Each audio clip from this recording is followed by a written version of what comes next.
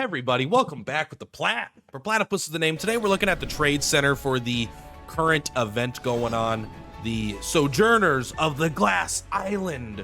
Ooh, very cool name. Yeah, we're gonna kind of go over the shop and what you should prioritize in my opinion. So first, I've already done a video kind of going over the event. You use this currency here, which looks like a little, like an old World War II, like Fallout style clock. In order to get that currency, lots of ways. You can either go through the event itself, obviously. Every time you clear a stage for the first time, you're going to get event currency, except for these ones. These ones will give you one-time, like, resources, and then you can just do them for fun, I suppose. But as you go through the green stages, you are going to get currency. In addition to that, I'm sure you can do it on hard mode as well. I haven't unlocked hard mode yet.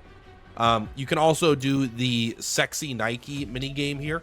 If you go through these, you can take a look. It's actually very important to get S rank, because if you go through, let's take a look at the ones I've already completed, right? For like Hostile 1, you get 400, but then Hostile 1 at S rank, you get another 400. So you get 800 just from doing this, in addition to the other currency, right? So getting 800, boom, for each stage is pretty nice.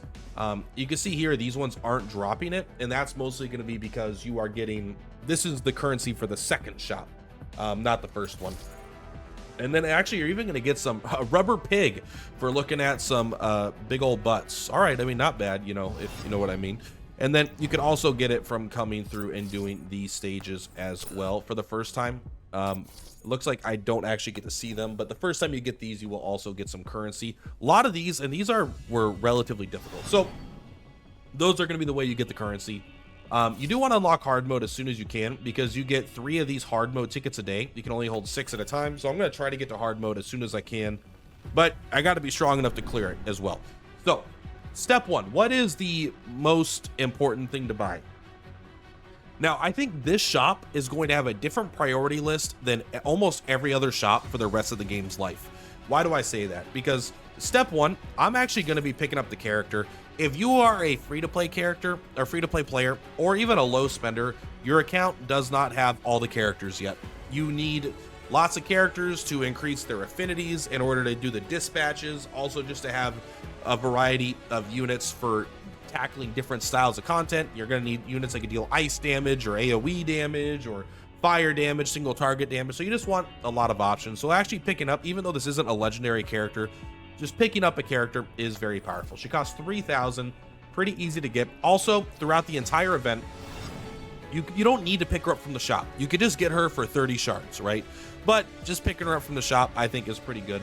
But also, if you come over here and look at a lot of these, like, again, these rewards, you're getting a lot of, you're basically, every 30 of these is considered a dupe, right?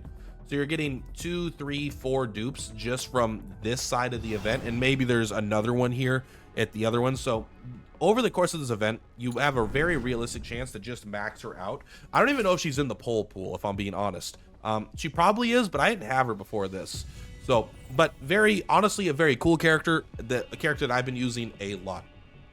So, secondarily, you could get her unique weapon. I actually don't think this is a super high priority. If it's not a non-legendary weapon, I'm not super convinced with it. So first thing I would do is I would get the character. Second thing, I would get the poles here. Get poles, because they're just good. And then third, I would say, honestly, the most important thing right now is do things that are going to conserve your stamina. So obviously, this you want to get everything ideally. And I'm sure this stuff is going to be super important later. And I know that these are like keys that you can equip on anybody and give them percent-based stats. Like, these are good, obviously. But this is very early in the game. And your first priority should be getting as strong as you can, as fast as you can, in my opinion. That way you can actually clear more content. And then, you know, as you clear higher level content, you'll be able to get more rewards and actually get the stuff on the back end, as opposed to doing it the opposite way where maybe you don't be able to get everything. Also, you have a unique gift for Ularid. I don't have her unlocked yet, but maybe one day. Do you sell the canned food? You don't sell the canned food for the other one. I tried to pull her. I got completely dunked on. But I would pick up transcription conductors. I would pick up, basically, I would grab these, because these are going to be good for actually leveling up your characters. This is what you need to break their neural link, right? And so you want to get enough of these where you can have your characters actually do it, because right now it's just stamina intensive to actually farm these. Make sure you pick up the currency as well. So let's kind of go over it again. Number 1 is going to be Lotta. Number 2 for me is going to be the polls, because again, it's just characters. Getting dupes on characters is strong. Getting new characters is strong. Then I actually am going to go for the currency here. Then I'm going for the conductors, and then probably conductors green as well. At that point, that's what I'm going to go back. I'm going to pick up the common key, the weapons, and I'm basically going to pick up everything besides the skin, except maybe this one. No, I'm probably going to I'll pick up the skins, but it'll be later. I'll honestly probably pick up these in anticipation of trying to pull this character before she leaves. And then for me, low priority currently is obviously these unlimited ones. These are not designed to be gotten early. These are here as an overflow, where if you get so much currency, you buy out the shop, or there's something you just actively don't want, like maybe you have no need of these for the rest of the game because you're later in the game than everyone else somehow. You could use this as your overflow to buy just a little bit of like a consolidation prize, right? So that is what I'm going to recommend for this one. Want to keep it kind of short, kind of brief, but you know what? Let's grab these right now. Let's put our money where our money is. Maybe we can even do a poll here. No, I'm going to save up so I get a multi, and then we'll do it. But yes, guys, thank you very much. Purplatypus is Purplatypus. That is how I would go about tackling this shop. Obviously, if skins are important to you, you might prioritize them early, but I would say even if they're important to you, you have lots of time.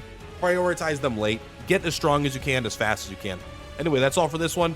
Peace out. Purplatypus is Purplatypus. See you on the flip-flops. Bye.